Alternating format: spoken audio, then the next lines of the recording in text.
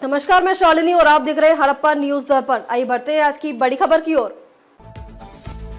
संसद में भड़क उठे सांसद चंद्रशेखर आजाद। बोलते समय स्पीकर ने रोका तो गुस्से में भड़क उठे। उन्होंने कहा, मैं अपनी पार्टी का मेंबर हूं, जीत के आया हूं, किसी के दबाव में नहीं। और संसद में भी दलितों का बोलने का मौका छीना जा रहा है। ऐसा नहीं चलेगा। अगर आप सबको 4 मिनट दे रहे हैं तो हमको भी 4 मिनट देना पड़ेगा। आजाद समाज पार्टी के अध्यक्ष चंद्रशेखर आजाद की सुनिए तीखे बोल। भारत में आज भी घोड़ी चढ़ने बंद होती है। प्लीज सर, क्या दलितों को यहाँ भी बोलने का जैसे नहीं सर? सर, अगर सबको 4 मिनट दे दो ये भेदभाव नहीं चलेगा दलितों के साथ। Time is 4 minute, don't waste. भाई सर, आप क्या करो अगर सबको 4 मिनट दिए तो? आप मना करो, मैं बंद कर देता हूँ उसको। क्या दलितों को सबसे आखिरी में नंबर मिलेगा और बोलने का मौका मिलेगा? क्या मजाक कर रहे हैं सर आप? नो, ये all independent people are having only 4 minutes. You take. Sir, independent में अपनी पार्टी का मेंबर हूँ सर, और जीत के आया हूँ सर, किसी की दया में नहीं आया। आज हम संविधान की गौरवशाली यात्रा पे बात करने के लिए चर्चा कर रहे हैं। कल से ये चर्चा चल रही है सर। मैंने बहुत सारे दोनों पक्ष के और जितने भी हमारे मेंबर हैं सुना सर, उनको बड़े बड़े नेता हैं सर। इसके भाग 1 में लिखा हुआ है India that is Bharat, Hindustan नहीं लिखा हुआ है सर। लेकिन सारे नेता संविधान पे चर्चा कर रहे हैं, लेकिन हिंदुस्तान ही कहेंगे, भारत कहने की हिम्मत नहीं जुटा पा रहे हैं। ये बड़ा सवाल है सर कि क्या संविधान के हिसाब से बात रखी जा रही है। मैं धन्यवाद दूंगा फूले साहब बाबा साहब अम्बेडकर को और मेरे नेता मान्यवर साहब श्री काशीराम को। 25 नवंबर 1949 को संविधान को सौंपते हुए डॉक्टर बाबा साहब अम्बेडकर ने कहा था कि 26 जनवरी 1950 को हम विरोधाभास भरे जीवन में प्रवेश करने जा रहे हैं। राजनीतिक जीवन में तो हमारे पास समानता होगी, लेकिन सामाजिक और आर्थिक जीवन में असमानता होगी। क्या ये चुनौती आज 75 साल बाद दूर हुई है?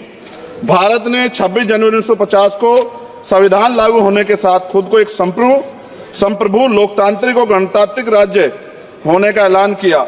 लेकिन सर, उस समय संविधान की स्थिति ये थी कि जैसे गांव का कोई आदमी, मैं 50 की बात कर रहा हूं, वो 50 साल पहले शहर में आ जाता और बड़े लोगों की महफिल में चला जाता, उस जहां वो खाना खा रहे हो, और वो टेबल पे नैपकिन को खा के जो है कि कहता कि ये तो फीका, क्योंकि वो जानता नहीं था, वो समझता नहीं था संविधान को, संविधान है क्या। संविधान उसके लिए महज दस्तावेज था। ये जिम्मेदारी थी राजनीतिक दलों पे कि वो संविधान को व्यवहार में लेके आते। और इसके इतने सारे आर्टिकल हैं, अगर इनको व्यवहार में लाया जाता तो मुझे लगता कि आज देश बहुत बदल गया होता। बाबा साहब ने कहा था कि लोकतंत्र भारतीय भूमि का केवल ऊपरी पोशाक है। उनके अनुसार यहाँ की संस्कृति अनिवार्य तौर पर लोकतांत्रिक है। भारत जैसे गरीब और गैर बराबरी वाले देश में संविधान के जरिए छुआछूत खत्म करना, वंचितों के लिए सकारात्मक उपाय करना, सभी वयस्कों के लिए मतदान का अधिकार देना और सबके लिए सम्मान अधिकार तय करना, ये बहुत बड़ी उपलब्धि थी सर।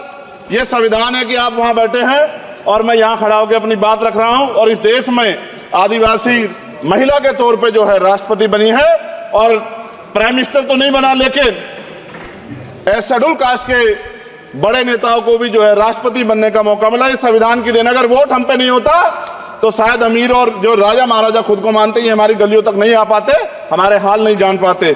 आजादी का मतलब सर सिर्फ अधिकार पाना भर नहीं है, इसके लिए हमारे संविधान में सरकार और नागरिकों के अधिकारों के शासन के कर्तव्यों का विस्तार से उल्लेख किया गया है।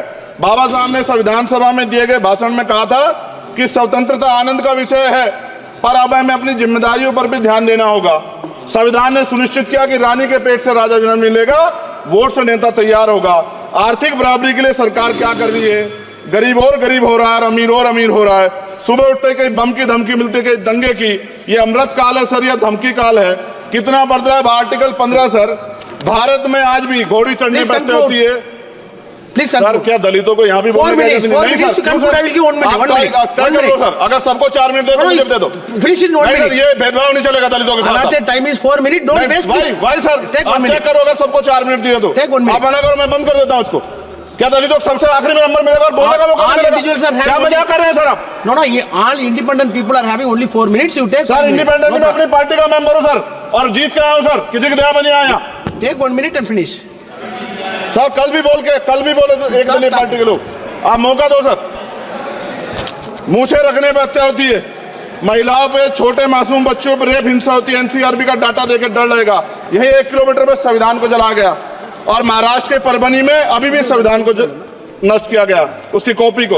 आर्टिकल 25-26 में संविधान में सभी को धार्मिक आजादी, कहाँ है दलितों की, मुसलमानों की, जैनों की, बौद्धों की, ईसाइयों की? छत्तीसगढ़ में सतनामी समाज को संविधान की अपनी धार्मिक आजादी के आधार पर जो है उनको अपमानित करके जेल में बंद कर दिया। संभल, अजमेर, अयोध्या सब इसका उदाहरण है।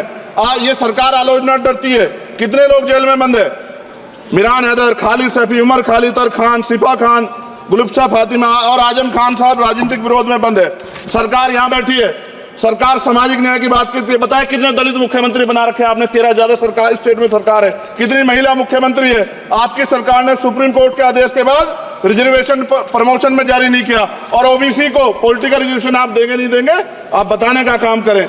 मैं 75 साल की गौरव यात्रा में हम एक सभ्य समाज नहीं बना पाए, इसलिए जाति आधार पर SC ST OBC के बच्चों को प्राइमरी स्कूल से लेकर उच्च संस्थानों में भेदभाव किया जाता है। सरकार निरंकुश हो गई, कोई बुलडोजर से कार्रवाई करता है। कल मंत्री जी ने कहा हमने राष्ट्रीय पिछड़ा वर्ग आयोग बनाया, 69 शिक्षक भर्ती में उसकी सिफारिशों को नहीं माना। EWS के जरिए आपने संविधान पे आरक्षण के प्रावधान पे हमला किया। 1 मिनट में खत्म कर रहा हूं सर। संविधान सर, न्यायपालिका में आर्टिकल 124 ये कहता है सर, ये अधिकार जो है, Sanjay sir ji please conclude sir 1 minute में प्लीज संविधान में न्यायाधीशों की नियुक्ति का अधिकार राष्ट्रपति के द्वारा होना चाहिए, अभी तक नहीं हो रही है। All India judicial service commission कब बनेगा? क्या चंद परिवार ही सर जज बन सकते हैं? और आज हम सर, मैं सरकार से सवाल पूछना चाहता हूं सर, सेवाओं में SC ST OBC वर्ग का कितना प्रतिनिधित्व है? भारत सरकार के मंत्रालयों के अधीन PSU में, बैंकों, बीमा कंपनियों में और स्वास्थ्य संस्थानों में आउटसोर्स तथा कॉन्ट्रैक्ट पर वर्तमान कार्यरत कर्मचारियों कुल कितनी संख्या है? आउटसोर्स और कॉन्ट्रैक्ट में कार्यबल SC ST OBC कितना प्रतिशत है? निजी क्षेत्रों में कार्यरत कर्मचारी उनके SC ST OBC की वर्ग लाभ। सर खत्म कर, लास्ट पॉइंट सर, मैं फिर स्पष्ट तौर पर कह रहा हूं सर, यहां बैठे SC और OBC के मेंबर से कह रहा हूं सर, उनको सामाजिक जिम्मेदारी का ध्यान भी रखना चाहिए। पार्टी के प्रति वफादारी के साथ साथ अपने वर्गों के प्रति ईमानदारी भी रखनी चाहिए। ईमानदारी नहीं होगी तो उन वर्गों का भला नहीं हो सकता, और हमें बहुत सरकारों से उम्मीद नहीं है। बहुत बहुत धन्यवाद सर। Thank you. खबरों में अब तक के लिए बस इतना ही, फिर होगी आपसे मुलाकात। तब तक के लिए नमस्कार और देखते रहिए हड़प्पा न्यूज दर्पण। ऐसे ही लेटेस्ट अपडेट पाने के लिए हमारे चैनल को सब्सक्राइब करें और तुरंत नोटिफिकेशन पाने के लिए बेल आइकन प्रेस करना ना भूलें। यदि आप हमें फेसबुक या इंस्टाग्राम के माध्यम से देख रहे हैं तो हमारे पेज को फॉलो जरूर करें। धन्यवाद।